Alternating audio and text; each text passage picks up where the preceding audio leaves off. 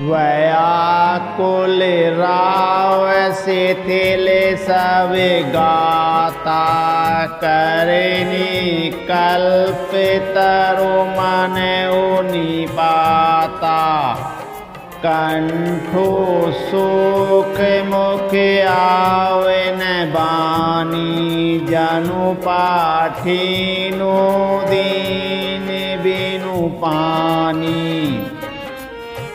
राजा दशरथ के द्वारा कैकई को बार बार समझाने पर भी जब कैकई नहीं मानी तो राजा व्याकुल हो गए। उनका सारा शरीर शिथिल पड़ गया, मानो हथनी ने कल वृक्ष को उखाड़ फेंका हो। कंठ सूख गया, मुख से बात नहीं निकलती, मानो पानी के बिना पैना नामक मछली तड़प रही हो। पुनि कह कटु कठोर के कई मन हूँ घाय महु माहुर दे जो अंत हुअस करे तब रे मांगो मांगो तुम के बल के कई फिर कड़वे और कठोर वचन बोली, मानो घाव में जहर भर रही हो। कहती है जो अंत में ऐसा ही करना था तो आपने मांग मांग किस बल पर कहा था। दुई की होई एक समय भुलावा सब ठटाई फुलाव उगाला दानी कहाओ वे अरु कृपिनाई होई कि खेम कुशल रोताई। हे राजा, ठहाका मारकर हंसना और गाल फुलाना, क्या ये दोनों एक साथ हो सकते हैं? दानी भी कहाना और कंजूसी भी करना, क्या राजपूती में क्षेम कुशल भी रह सकती है? लड़ाई में बहादुरी भी दिखावे और कहीं चोट भी न लगे। छाड़े हूँ बचनों की धीर जुधरऊ जनी अभिलाजिमी करुणा करहु तनु तिये तने धाम धनु धरिनी सत्य संध कहु त्रनि समिवरिणी। या तो वचन प्रतिज्ञा को छोड़ दीजिए या धैर्य धारण कीजिए। यूँ ऐसा स्त्री की भांति रोइए पीटिए नहीं।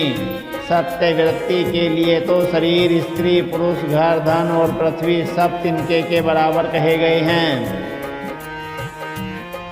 मरम वचन सुनि राउ कह कहु कछु दो सुन तोर लागे हो तो ही पिशाच जिमि कालु कहावत मोर। कैकई के मर्म भेदी वचन सुनकर राजा ने कहा कि तू जो चाहे कह, तेरा कुछ भी दोष नहीं है। मेरा काल मुझे मानो पिशाच होकर लग गया है, यही तुझ से यह सब कहला रहा है।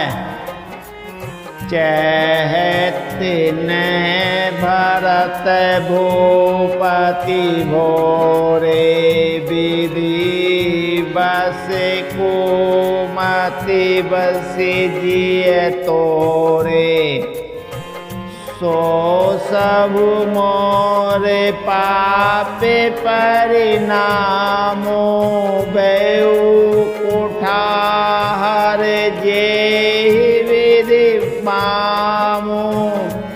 भरत तो भूलकर भी राजपद नहीं चाहते, होनहार बस तेरे ही जीवें कुमति आवसी। यह सब मेरे पापों का परिणाम है। जिससे कुसमय में वेमों के विधाता विपरीत हो गया। बस विषय ही फिरी अवध सुहाई, सब गुण धाम राम तेरे भूताई।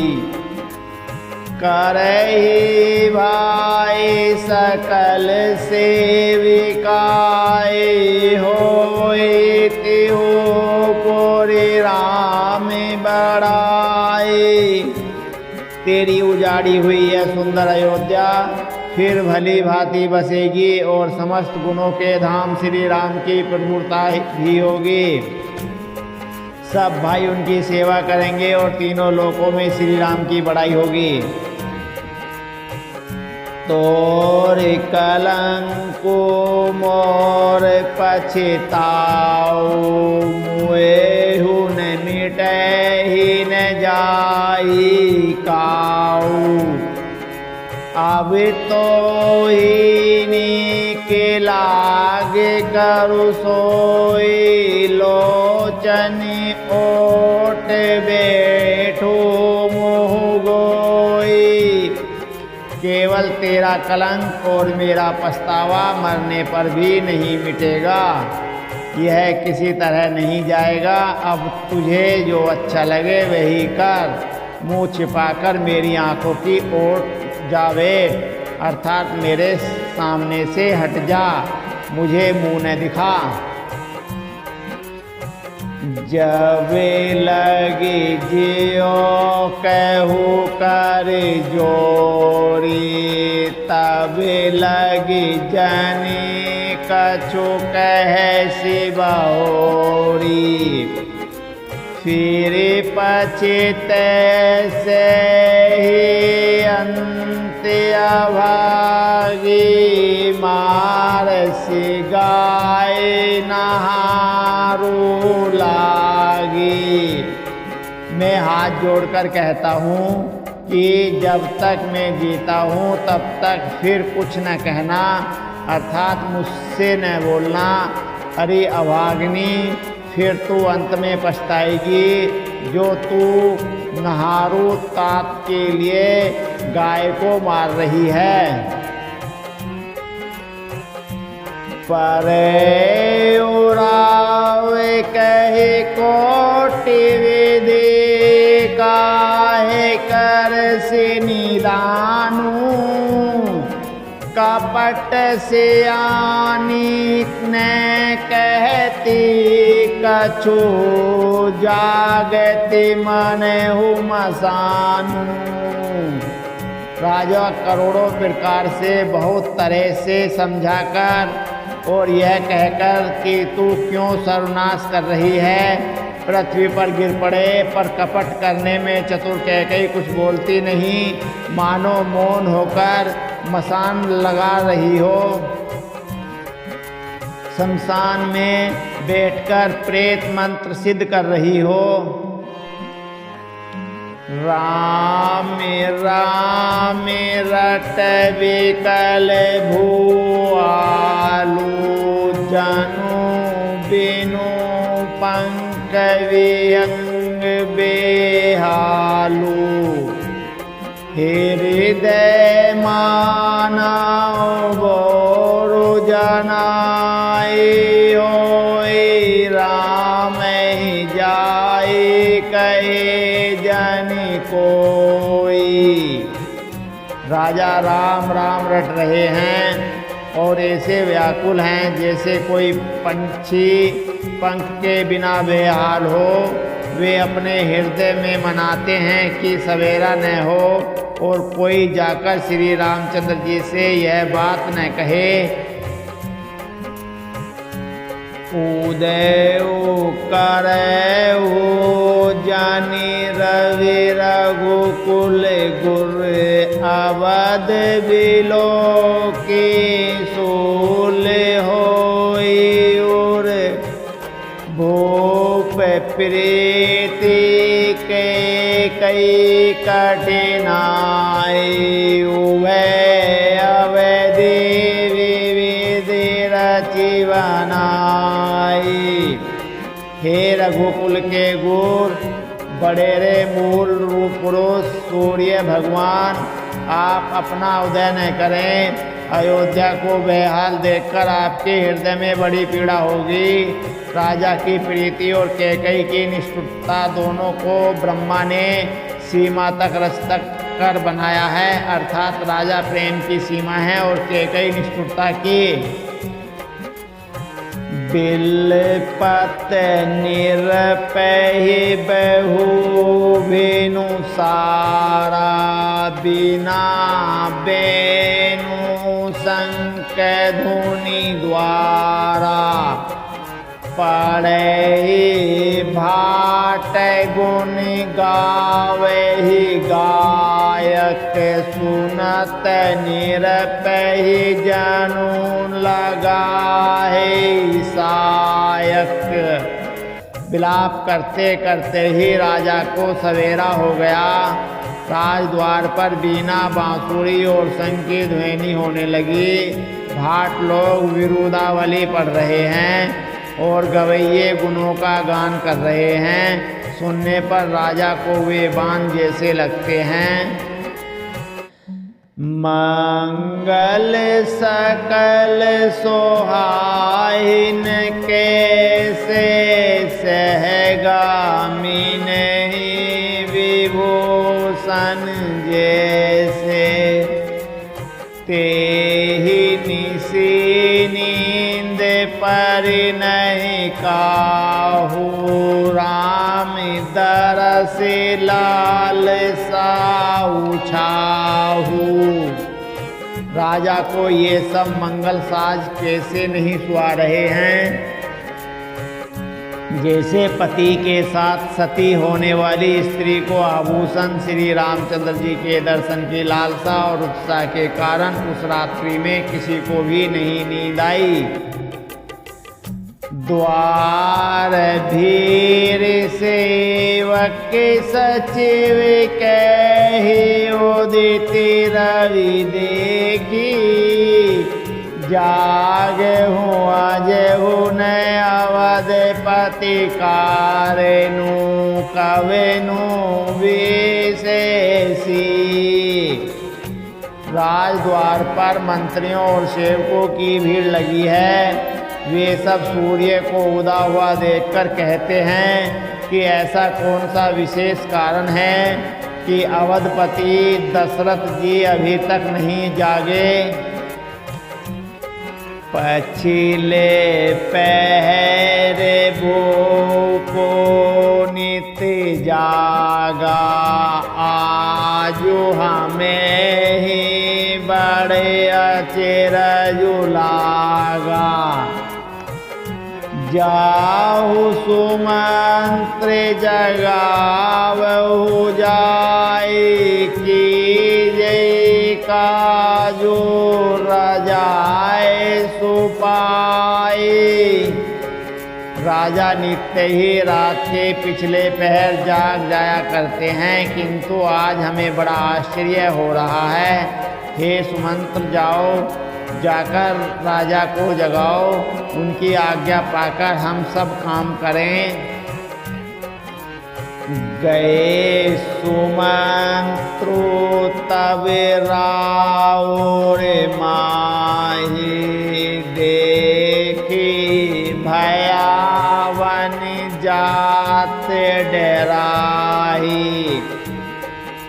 धाई खाए जनु जाय नहेरा, मान हुए पेति विषाद बसेरा। तब सुमंत्र रावले राजमहल में गए, पर महल को भयानक देखकर वे जाते हुए डर रहे हैं। ऐसा लगता है मानो दौड़कर काट खाएगा। उसकी ओर देखा भी नहीं जाता, मानो विपत्ति और विषाद ने वहाँ डेरा डाल रखा है। पूछे कौन उतरू दे, गए जे भवन भूप के कही। कही जीव बेट सिरुनाई, देखी वो पे गति गयू सुखाई। पूछने पर कोई जवाब नहीं देता। वे उस महल में गए जहाँ राजा और कैकई थे। जय जीव कहकर सिर नवाकर वंदना करके बैठे और राजा की दशा देखकर तो वे सूख ही गए। सोच विकल विवरण महि परे, मानहु कमल मूलो परिहरे। सचिव बसै बीत सकई नहीं पोचे, बोले अशुभ भरे शुभ छोचे। देखा कि राजा सोच से व्याकुल हैं, चेहरे का रंग उड़ गया है, जमीन पर ऐसे पड़े हैं मानो कमल जड़ छोड़कर जड़ से उखड़कर मुरझाया पड़ा हो। मंत्री मारे डर के कुछ पूछ नहीं सकते। तब अशुभ से भरी हुई और अशुभ से विहीन कैकई बोली, परीन राजहि नींद निशिहे, तू जान जगदीशु। राम राम रटि भोर, किए कही न मर मुमहीसु। राजा को रात भर नींद नहीं आई, इसका कारण जगदीश्वर ही जाने। इन्होंने राम राम रटकर सवेरा कर दिया, परंतु इसका भेद राजा कुछ भी नहीं बतलाते। आनहु राम ही बेगी बोलाए, समाचार तब पूछहु आए। चले सुमंत्रु राय रुख जानी, लखी कुचाले की नहीं कछुरानी। तुम जल्दी राम को बुला लाओ, तब आकर समाचार पूछना। राजा का रुख जानकर सुमंत जी चले, समझ गए कि रानी ने कुछ कुचाल की है। सोच विकल मग पर ही न पाऊ, राम ही बोले कही की काराऊ। उरे धरे देर जो गऊ दुआरे, पोछ सकल देखी मनु मारे। सुमंत्र सोच में व्याकुल हैं, रास्ते पर पैर नहीं पड़ता, आगे बढ़ा नहीं जाता। सोचते हैं राम जी को बुलाकर राजा क्या कहेंगे। किसी तरह हृदय में धीरज धरकर वे द्वार पर गए। सब लोग उनको मन मारे उदास देखकर पूछने लगे, समाधानु करि सो सवै का, गए जहाँ दिन कर कुल टीका। राम सुमंत्र आवत देखा, आदरु कीन पिता सम लेखा। सब लोगों का समाधान करके किसी तरह समझा बुझाकर सुमंत्र वहाँ गए जहाँ सूर्य कुल के तिलक श्री रामचंद्र जी थे। श्री रामचंद्र जी ने सुमंत को आते देखा और पिता के समान समझकर उनका आदर किया। निरखी बदनु कही भूप रजाई, रघुकुल दीप ही चले उलेवाई। राम कुल बाति सचिव संग जाहि, देखे लोग जह तह बिखलाए। श्री रामचंद्र जी के मुख को देखकर और राजा की आज्ञा सुनाकर वे रघुकुल के दीपक श्री रामचंद्र जी को अपने साथ लेवा चले। श्री रामचंद्र जी मंत्री के साथ बुरी तरह से बिना किसी लवाज में के जा रहे हैं। यह देखकर लोग जहां तहां विषाद कर रहे हैं। जाय देखे रघुवंश मणि, नरपति निपट को साजो। सहमी परे लखी सिंहनी, मन विरद गजराजो। रघुवंश मणि श्री रामचंद्र जी ने जाकर देखा कि राजा अत्यंत ही बुरी हालत में पड़े हैं, मानो सिंहनी को देखकर कोई बूढ़ा गजराज सहमकर गिर पड़ा हो। सूख ही अधर जरहि सबु अंगो, मन हो दीन मणिहीन भुअंगो। सरोस समीप देखी के कई मानहु मीचो, गरे गनि ले। राजा के होठ सूख रहे हैं और सारा शरीर जल रहा है, मानो मणि के बिना सांप दुखी हो रहा हो। पास ही क्रोध से भरी केकई को देखा, मानो साक्षात मृत्यु ही बैठी राजा के जीवन की अंतिम घड़ियां गिन रही हो। करुणा मैं मेरे दो राम सुभाओ, प्रीतम देख दुख सुनाने काऊ। तदपि धीरे धरि समौ विचारे, पूछे मधुर वचन महतारी। श्री रामचंद्र जी का स्वभाव कोमल और कल्याणमय है। उन्होंने अपने जीवन में पहली बार यह दुख देखा। इससे पहले कभी उन्होंने दुख सुना भी न था।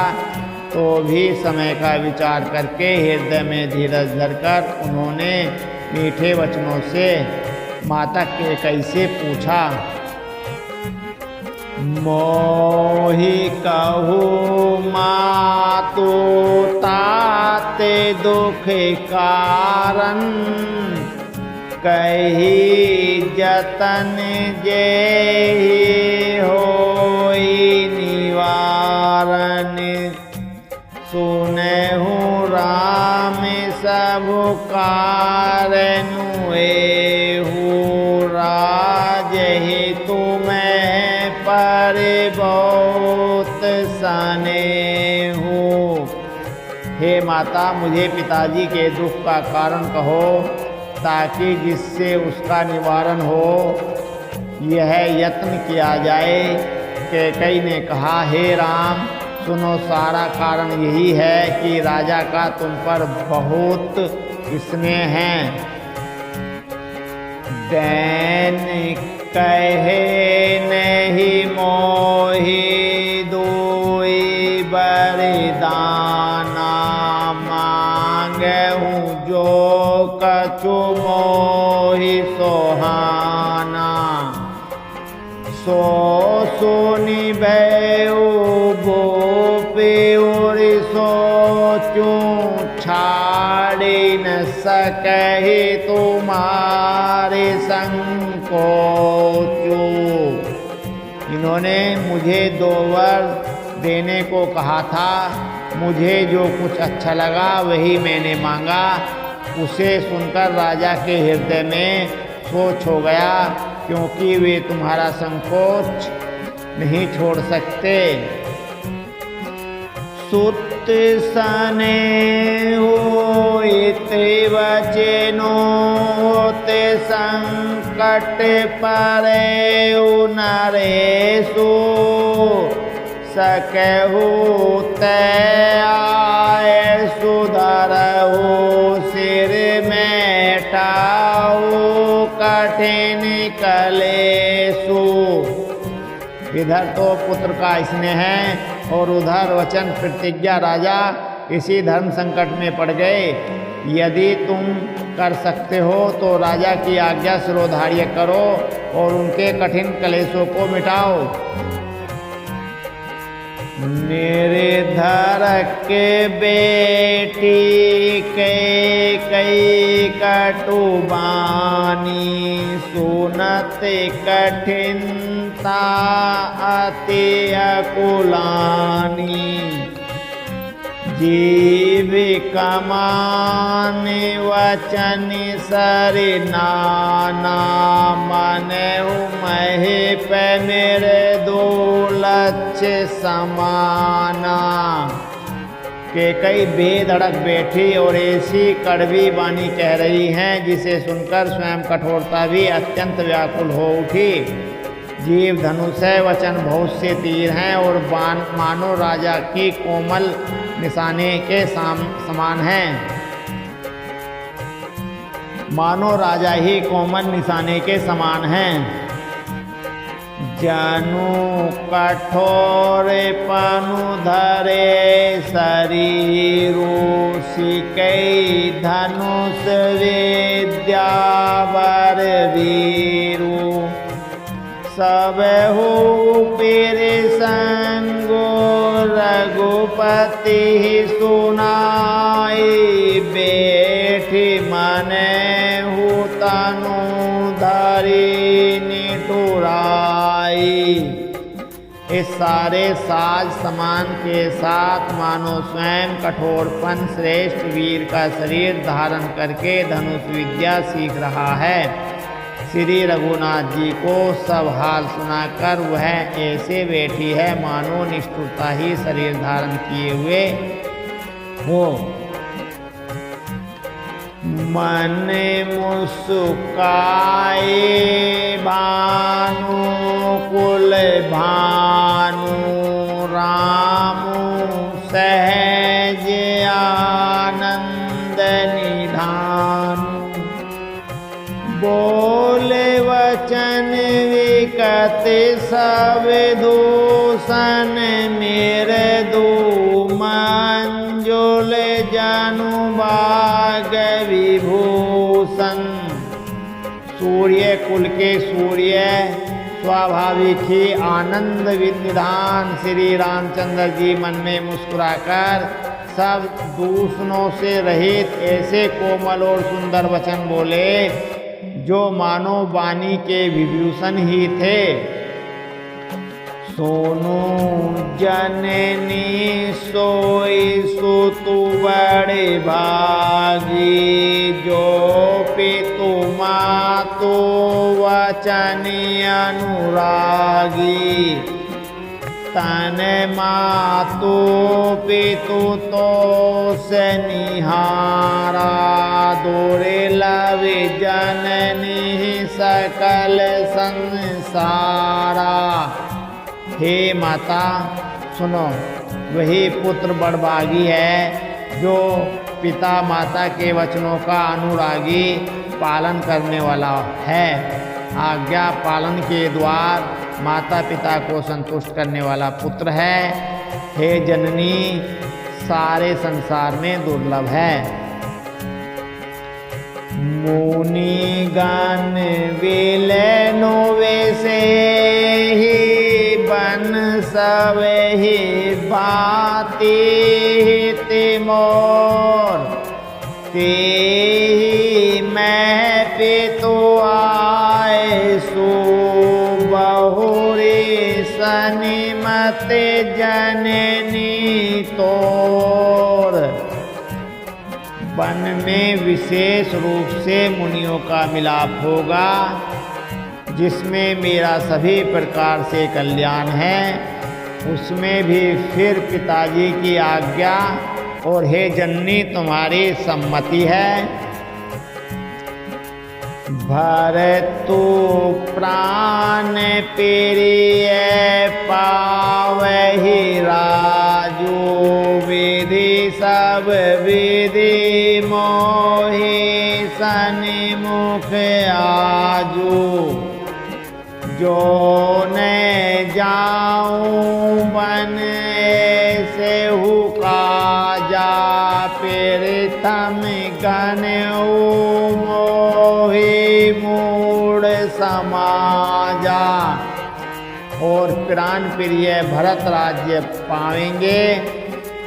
इन सभी बातों को देखकर यह प्रतीत होता है कि आज विधाता सब प्रकार से मुझे सम्मुख हैं, मेरे अनुकूल हैं। यदि मेरे काम के लिए भी मैं वन को न जाऊं, यदि ऐसे काम के लिए भी मैं वन को न जाऊं, तो मूर्खों के समाज में सबसे पहले मेरी गिनती करनी चाहिए।